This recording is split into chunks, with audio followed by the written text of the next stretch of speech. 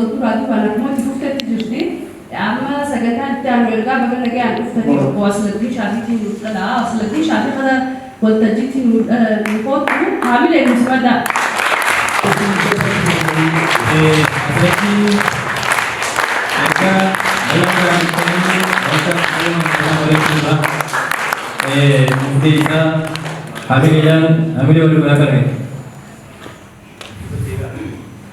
kabajamtoota abbootii gadaa kabajamtoota haadha siiqqee kabajamtoota sheekotii teenya kabajamtoota qarree fi qayroon kabajamtoota hayyoota ilmaan uffannaa kaasitti argamtan hundi baga nagaan dhuftan anaa dhufuun isiniin jira.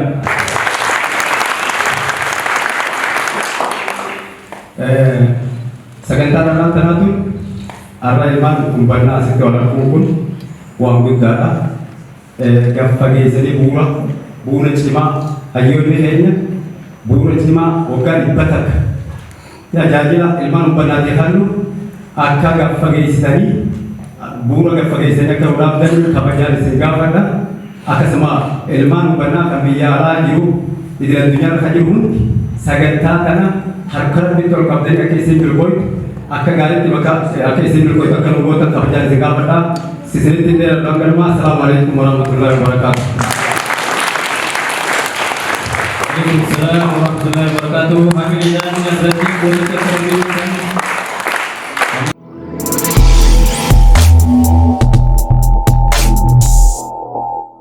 Haye amma namni ergaan dabarsu waldaa aksiyoona hubanaa maamsaafiidhaan fudhadha. Maamsaafii kan waltajjiitti fudhadha.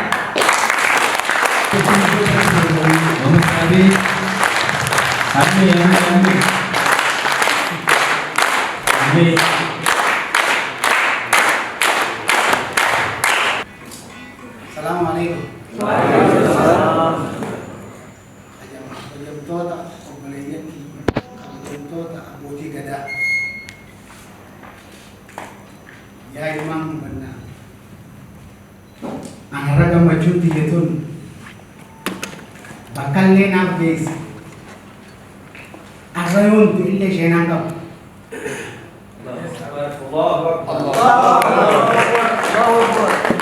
Hedduun waan yaade ol argate kana olillee dhufti jedhii yaade gammachuutu dubbachuu na dhoorge gammachuu dubbachuu na dadhabsiise. Baga nagayaan dhuftan.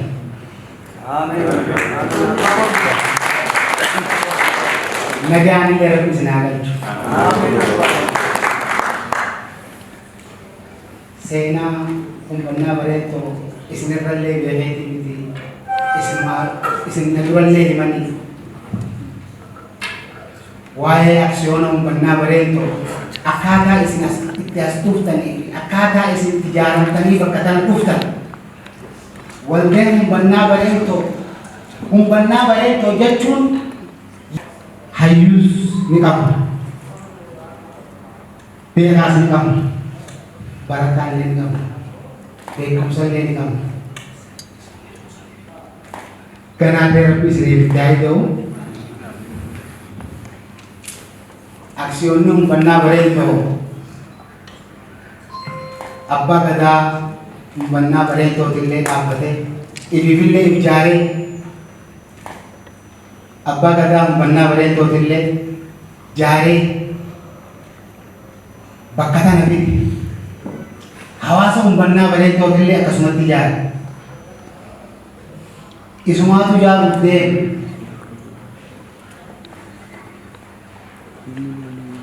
Aksiyoonni uffannaa bareeddoo kun daldalaati. Namni diinagdee hin qabne kofee lafaan qabu. Jennee dura diinagdee ijaarre jennee lafaa kaan. Diinagdee sun abbaa gadaa keenya ijaare waliin nu qabe. Hawaasa keenyaallee aksiyoonni uffannaa bareeddoo kun ijaaru ta'a. Isumaatu ijaaraas. asitti isin geessallee isuma. Qumbiirraa aanaa hin jirre keessa hin qabu. Lakkaawee hidhuu hin danda'u. Abbootii kiyya isinirrallee beekeetii miti. Aksiyoonni kun daldalaaf walitti ijaaramne yoo daldaluma kanaan fiinxabaan akka namaa ta'an fooqii qaban hin beekne waan jiru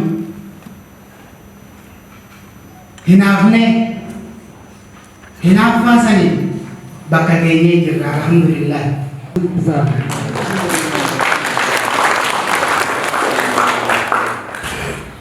Kalamada jaaramne namni guyyaa tokko keessatti sa'aa takka keessatti daldalaaf namni dhaga'ee hin jiru yoo warra keenyaa hojjetii jiru san taate malee aksiyoonni jaarame hedduudha. Akka Itoophiyaatti yoon isin hime sadarkaa nama waa xiqqoo qofaan dura jira duwwaan isin hima. Nama waa xiqqoo qofaatu daldalaan galmeessa aksiyoonaan nama jaarameetu nama waa xiqqoo dura jira. Warra biyyattii kana keessa jiru wajji Oromoorraa sadaffaarra jiran waan isin hima. Biyyattii kana keessattu du'aaillee booda du'aa'ii bakka san nu geesse malee dandeettii teenyaa miti.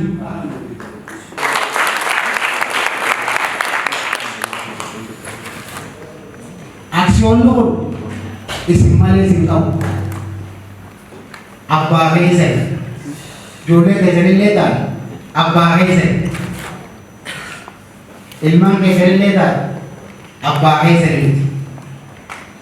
Aksiyoonni uumannaa bareeddoo. Saniifuu wanni ni waan kana jechuu barbaada. Namni aksiyoona bitachuu barbaadan aksiyoona keenyallee banaa kabiyya keessaatii fi kabiyya alaattis malaanis huccina dhaabbadhaa maallaqaanis huccina dhaabbadhaa.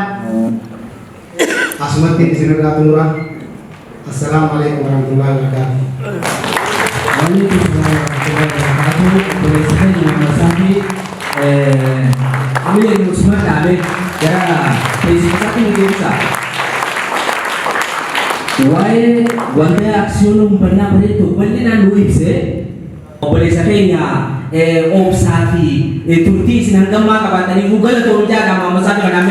Harga apa? Wanda aksiun pernah begitu?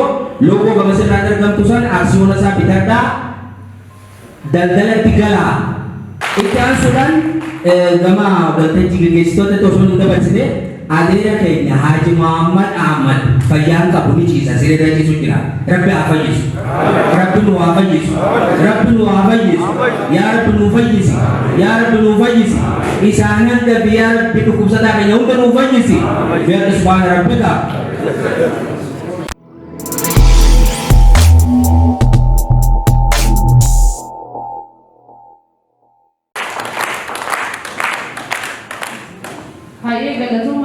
Sagantaa wal duraa fi duubaan akkuma tufteetti jirti. Amma qorannoo barbaachisummaa jaarmiyaa kan jiru obboleessa keenya barii bareeddootiin ni dhiyaata. Barii bareeddoo karaa waltajjiitti naasimadha. Barii bareeddoo kami naasimadha. Galatooma nasimachuu keessaniif bagara gaafatan guyyaan dhugumatti guyyaa gammachuuti. Bakka raja orang ibu hari, ani takka walitti qabama uumannaa keessatti fageenya lafa hordofuu malee yeroo jalqabaatiif inni kun kanaaf duraate. Bagumara biiruu ijaaru agarsiisee na qofaa miti warree teessu bakka yeroo jalqabaatiif taa'e hedduun jiraachuu mala fudhatee bagara biiruu ijaaru wal gorsee guyyaa gammachuu kana waliin gorsee jechuu barbaada.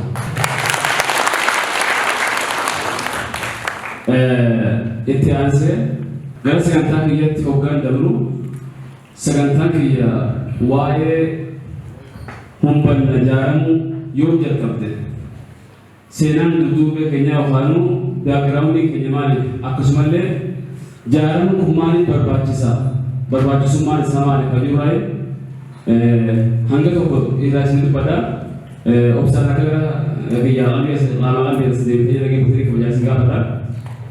Tumura gara humaa lamaa tura ja'a akka lakkoofsa farjii irraa jalqabee humbanna jaarmaa qabatamaatti kan seenne jaarmanii dhugumanii jira turan hayyoota keenya abbootii keenya kan mataa walitti nu qabuu barbaadanii garuu adeemsi mataa walitti nama qabuudhaa teekinooloojii babalachuu dhabuu wajjin rakkoolee tokko tokko jiraachuu wajjin naannoo horsiisee bulaa keessa waan jiraanuuf nama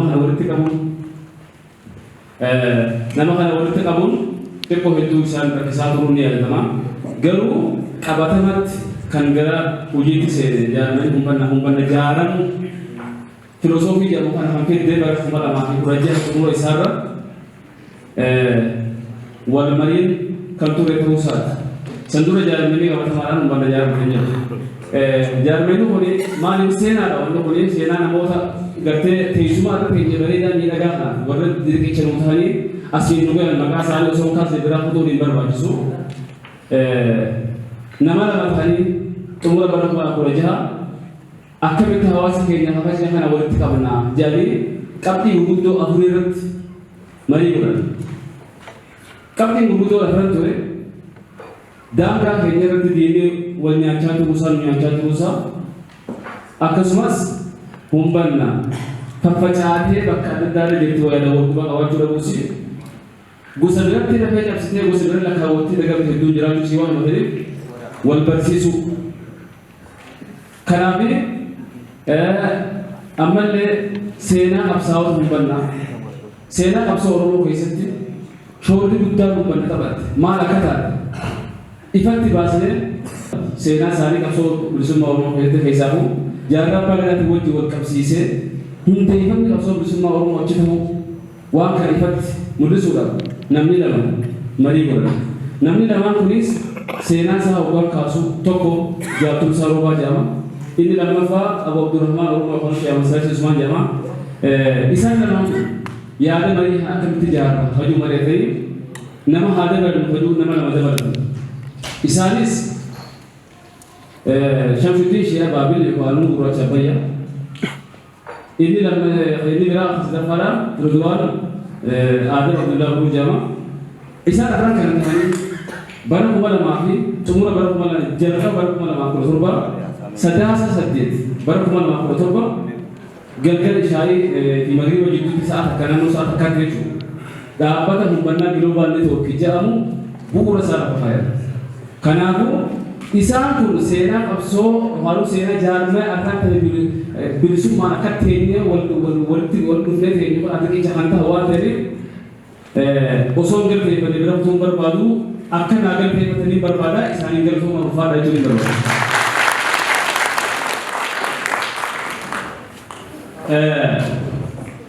Itti aansuudhaan hooggansa jalqabaa Ridwaan namni jedhamu hoogganaa jaarmaa kanaa ta'uudhaan isa jalatti waan guddaa hojjennee ture. Wanni guddaan isa jalatti hojjenne keessaa gurguddoon akka ragaatti ilmaan hubbannaa keessaa fi alaati. Wal qunnamsiisuudhaan akka wal dhagayan, akka wal baran, akka if baran qabatamatti mul'isuu dandeenyee jira. Inni biraa waliigaltee keenya uumuudhaan daangaa keenyatti kabajaa godhee jira. Hawaasni ala jiru waan isa barbaachisuun Uhaw dinagdee ka keessa jiru humna isaatiin waan danda'u namu walitti fidee tokkummaa uumee balaa hawaasa keenya irra turte hanga tokko dandamachiisuu dandeenyee jira. Kunis bu'aa jaarmaa guddaa jennee kan amanurraa jechuudha.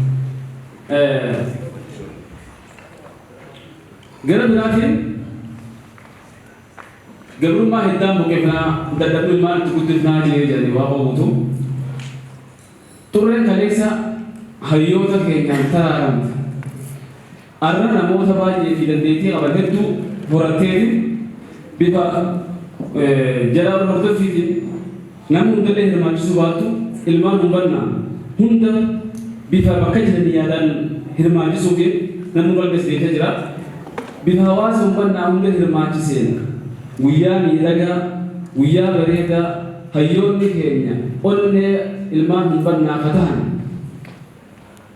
hireen ummata hubannaa dhaloota hubannaa isaan akka jirti jennee kan amannu qaroon hawaasa keenya hedduun hafullee bakka bu'uudhaan guyyaa bareedaa gammachuu kana arguu kan dandeessine riqicha gaafa sana isaan lafa kaayanii jechuudha. Kanaafuu guyyaan kun anaaf guyyaa gammachuuti. Guyyaa gara fuulduratti hiree keenya itti murteeffannoo waan taaneef baga gammaddan baga gammaddan jechuun barbaadan deebi'e.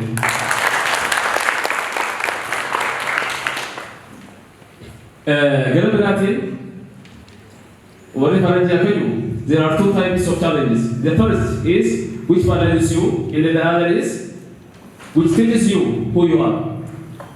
Namni waan hin gufanne jiru abbaan fedhee wal gufatu. Gufuun garuu hiikuma lama qabdi. Gufuun takka maali? Gufuu sinaafiftu. Gufuun takka isii si barsiiftu jedhama. Kanaaf gufuun nuti gufanne hundinuu akka milkaa'ina irraatiif mirga walgahii waan keessumarraa kanaaf akkasumas imala gara fuulduraatiif akka milkooynuuf kan nu taasise milkaa'ina kalee osoo hin ta'in gufuu kaleeti. Milkaa'ina kaleetti milkooyne gufuun kalee garuu xiiqii irraatiif bu'uura guddaa kan ta'uu isa jechuudha. Kanaaf warri hedduu osoo hin fadhe dadhabee hin jedhe carraayanii rakkoolee chaalenjii halluu danqaa jiru hunda dandamatanii osoo hin fatin osoo abdiin muratin carraayanii guyyaa kana miidheessanii kan gorsiiftan galatoomaa deebiin isin jammalee. Akkasumas bakka adda addaarraa ifaajanii wareega qabatanii kan dhuftan ammallee sagantaa kana miidheessuuf diinagdee baasanii humna keessan aarsaa gootanii yaadaa fi beekumsa keessan wareega qabatanii guyyaa kana nu bareechisan hundumaa hojjetee galatooffachuun barbaada.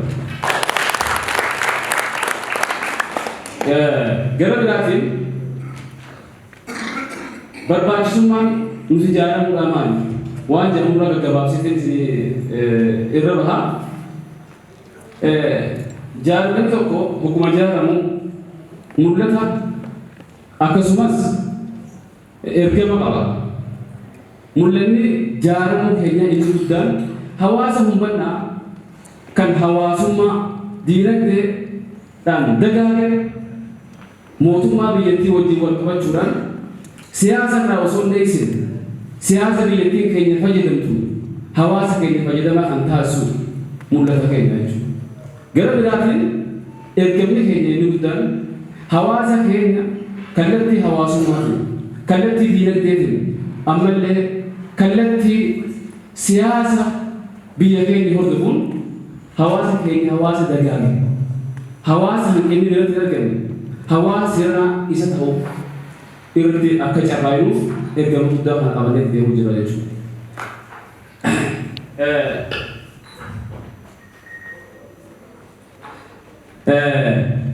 Yeroo dheeressachaa jiraniin Israa'el gaggabaabsaa amma jaaramuun keenya inni jalqabaa inni ijoon akkaan barbaachisu isa hawaasummaan jaaramuuti. Hawaasummaan waan hunda keessaa qabu. Siyaasaan jaaramuutiin isin dhufa gabaabsee siyaasaan jaaramu waan biraatii miti. Mootummaa irraa dheessuu dhabuudha gabaabsee mootummatti dhiyaachuu. Hawaasni keenya maal barbaada? Hawaasni keenya kellaa fayyaa barbaada, barnoota barbaada, daandii barbaada, nitoorkii barbaada. Hawaasni keenya magaalaa qulqullina qabdu, baadiyyaa misooma qabdi. Magaalaa hanga sadarkaa fabrikaalee oomishachuutti dhaabuutti deebitu. Ijaarratee diinagdees hawaasummaanis waan tajaajiloota hawaasummaa yookaan sooshaal sarviisii argachuudhaaf mootummaatti dhiyaatee mootummaa wajjin hariiroo qabaatee waliin hojjechuu jechuudha. Kanaaf siyaasaan mootummaatti dhiyaachuun siyaasaan ijaaramuun isa kana. Kana keessatti wanti ni barbaada isinitti dheeradu haasofni kiyya gabaabsee kanuma gara fuulduraatti akka milkooyu. Carraan wanni irraa waliin fidatu gara fuulduraatti akka milkooytu isin hundaafuu hawwii kiyyaa baga gammaddee dandeenye barbaada baga gammaddee galatooma ulfaadhaa warra.